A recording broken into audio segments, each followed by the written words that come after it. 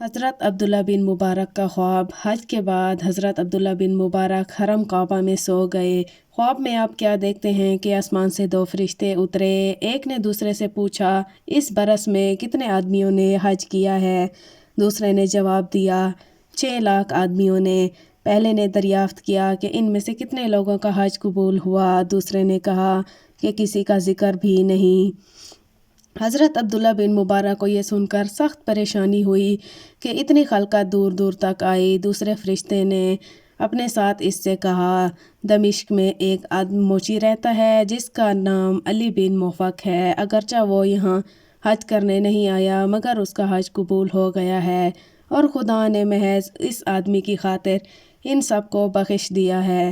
اگلی صبح حضرت عبداللہ بن مبارک کی آنکھ کھلی تو جی میں آیا کہ چلو دمشق جا کر اس شخص کی زیارت کریں۔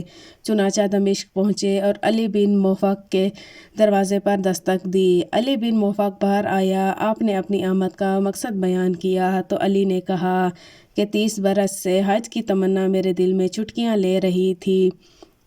چنانچہ چمڑا سی کر میں نے رقم جمع کی اور اس سال حج کرنے کا پختہ ارادہ کیا۔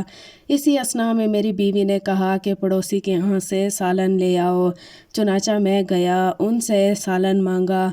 پڑوسی نے کہا کہ یہ گوشت تم پر حلال نہیں۔ میں نے پوچھا کیوں؟